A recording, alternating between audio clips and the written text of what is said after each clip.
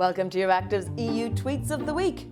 VDL's video is a step too far, Merkel's Parliament performance raises the bar, and Michel Barnier is back on the Eurostar.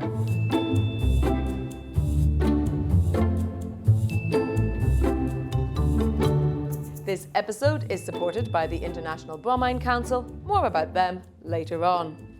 To some, it was a storm in a teacup, but this week's brouhaha erupted when European Commission President Ursula von der Leyen appeared in a Croatian party political campaign video on the eve of elections.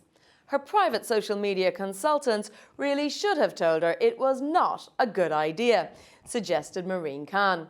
However, Uni Hadjara thought the video featuring EPP pin-ups, Donald Tusk, Sebastian Kurz and Boyko Borisov was the best thing you'll see online. Jim Bunsden pointed out that the Commission Code of Conduct says college members are not supposed to do this sort of thing. And spokesman Eric Mamer was wheeled out to state that VDL was contributing in a personal capacity. It would have been a lot less confusing if she hadn't been in the Commission in front of an EU flag, said James Crisp. Completely coincidentally, Burley Monster posted this meme of a guilty dog. Mistakes were made, bins were overturned, but I was inspecting the bin in a personal capacity, not as a dog. It's regrettable that this was not made clear at the time. This episode is supported by the International Bromine Council. Find out about how brominated flame retardants contribute to the fire safety of electronics, helping to save lives by following the hashtag #Let'sTalkBromine. Sit up straight, she's here, tweeted Damon Wake on Wednesday as Angela Merkel arrived in person at the European Parliament.